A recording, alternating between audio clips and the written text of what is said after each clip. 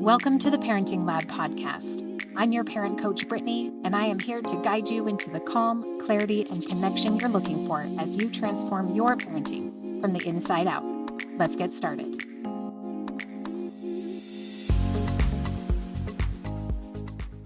Hello, everyone. I'm so glad you're back this week.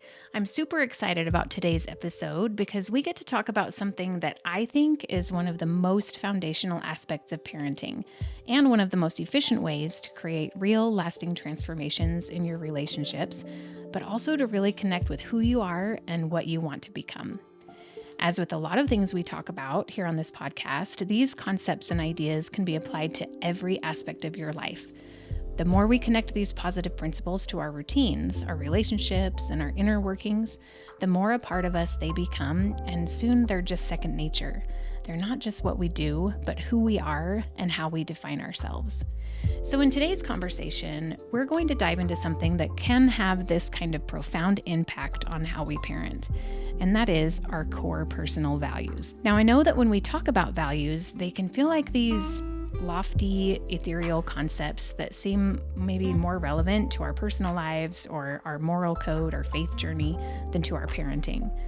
But understanding and centering your parenting around your core personal values can give you incredible clarity, help you make decisions, and most importantly, it can strengthen your connection with your kids, which is really what we want, right? Let's break this down and see how it works. So I want to start with a question. Are you ever frustrated with your parenting decisions? I am, I know. Maybe you feel like your expectations and reactions are all over the place. A lot of this confusion that we feel around this comes from being disconnected with our values, the things that matter the most, the ideals that really drive your behavior, both conscious and unconscious. When we're able to connect to these core values, everything starts to make more sense.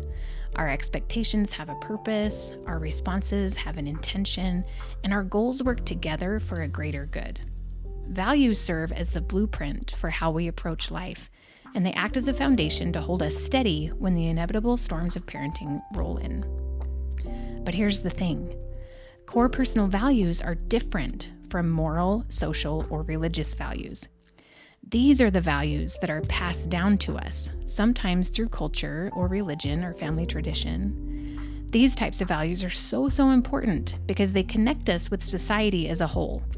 They are what allow us to feel comfortable venturing outside of our houses, sending our kids to play with friends, feeling safe as we walk through our neighborhoods and towns, and being part of a global community. Cultural values influence things like manners, respecting our elders, preserving heritage, and how we treat people. Social values are more like honesty and accountability, justice, fairness, and equality. Religious values tend to be more character-focused, like charity, modesty, humility, things that reflect our perceived goodness. All of these types of values are typically shared in our circles, our families, communities, political parties, religions, and so on.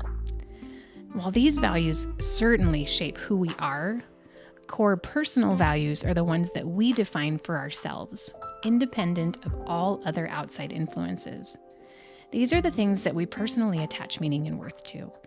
They're the standards we set for ourselves in our own unique way. For example, a parent may value empathy, the ability to understand and share the feelings of another person so highly that it becomes the backbone of how they respond to their child's emotions and behaviors. If that's the case, then every response they have to their child is going to be an empathetic one, and teaching their child empathy is going to be a primary goal.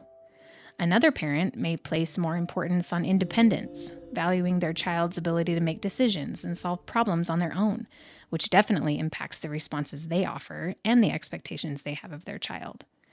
There's no one-size-fits-all when it comes to values, and that's really the beauty of it. These values are yours, and you get to decide what matters most to you. They even evolve, change, and grow with you. What you value today may not have the same meaning in a year's time or a decade from now. I worked with parents who define their values at the beginning of a 12-week coaching program, and by the end of it, they identify with a completely different set of values. In just 12 weeks, their perspectives had changed so much that their value system actually shifted.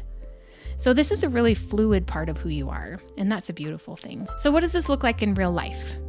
Let's say you're in a situation where your child is throwing a tantrum in the grocery store. Your first instinct might be to get frustrated, to raise your voice, or even to give in just to avoid the drama. But what if, instead of reacting impulsively, you paused and asked yourself this key question? What is most important to me right now? Is it maintaining a peaceful environment? Or teaching your child about patience and managing emotions? Or maybe what's most important is standing firm on boundaries and not allowing outbursts to dictate the situation. Each of these different priorities can be tied back to a core value. Maybe you value peace or empathy or obedience. Once you identify your core value in that moment, your response can be clearer and more in alignment with what you truly want for yourself and your child in that moment. So if a peaceful environment is most important to you while your child is screaming on the grocery store floor, if your core value is peace, maybe you prioritize diffusing the situation as quickly as possible so you don't bother the shoppers around you.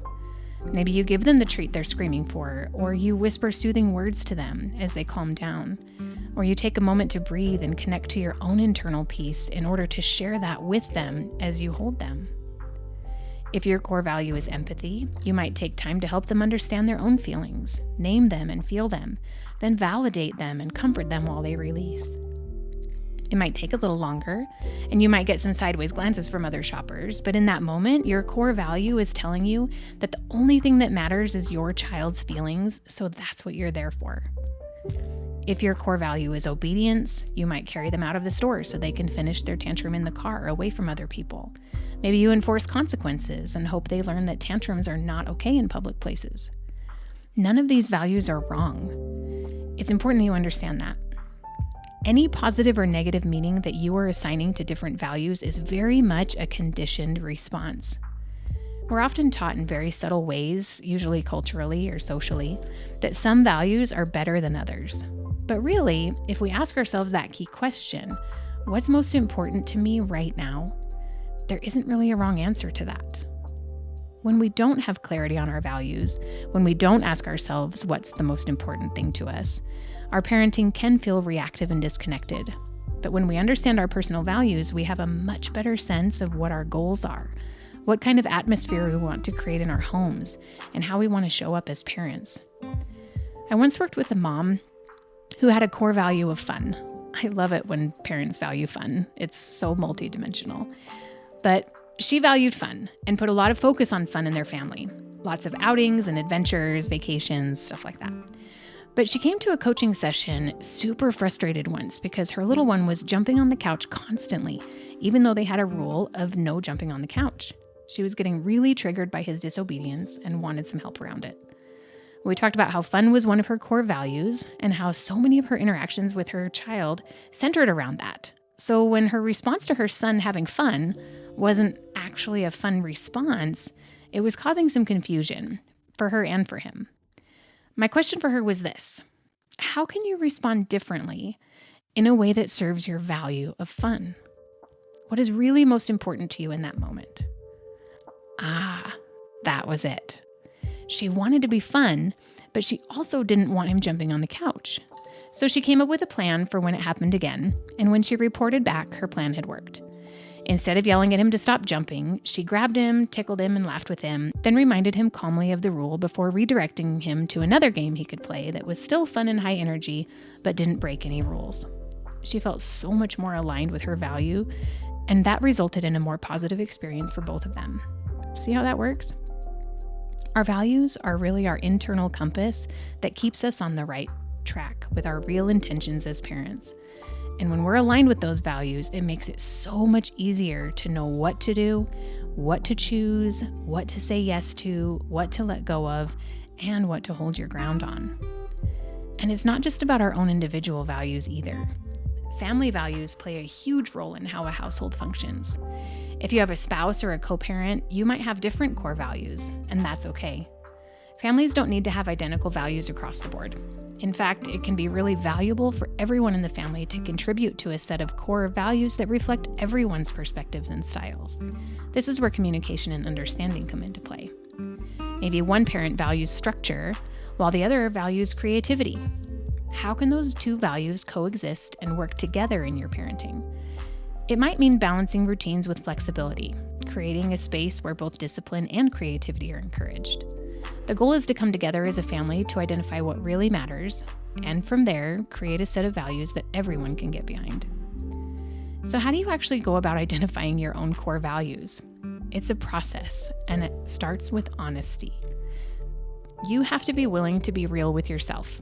It's easy to look at what others value, whether that's your partner, your parents, or the latest parenting influencer, and think, well, I should value that too. But that's not how this works. You don't want to claim a value as your own just because it sounds good or because it's assigned positive meaning in society. Like I said before, there are no right or wrong values. No value is inherently better than another. What matters is that the value resonates with you on a personal level. To make this process easier, I want to offer you 10 questions that can help you really connect with the values that matter most to you. I want you to really listen to these questions and study them out in your mind and your heart. Pause between them if you want to write them down. The more honest you are with yourself, the more aligned your values will be with your real intentions in your parenting. So here we go. Number 1, what kind of parent do I want to be?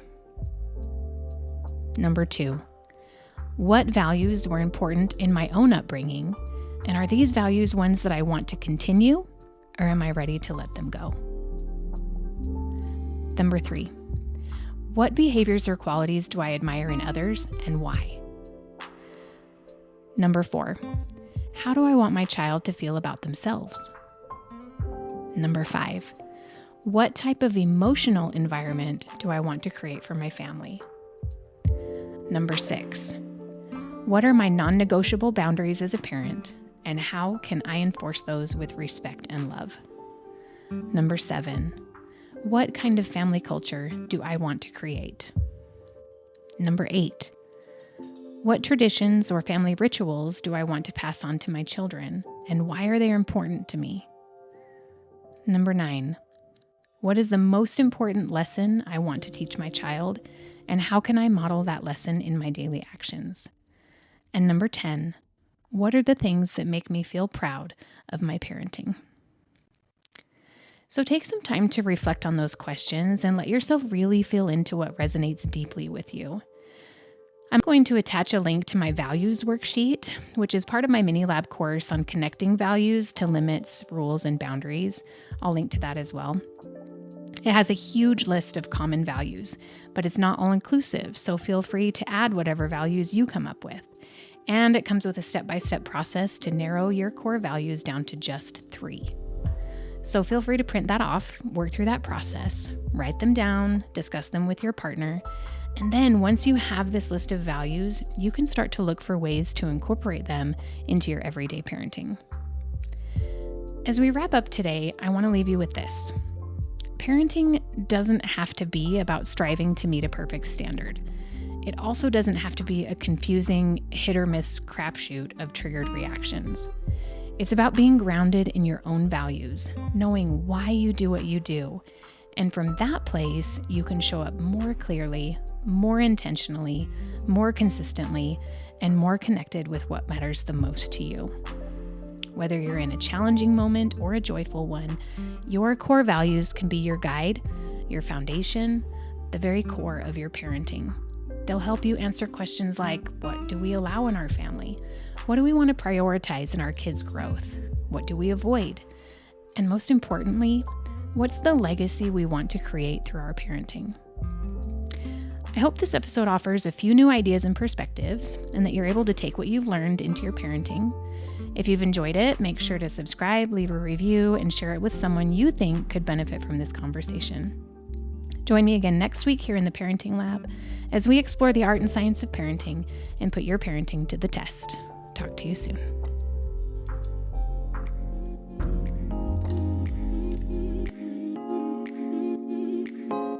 Thank you for listening to the Parenting Lab podcast. For our complete catalog of online courses, free resources, or to join our mailing list, please visit theparentinglab.org. See you next time.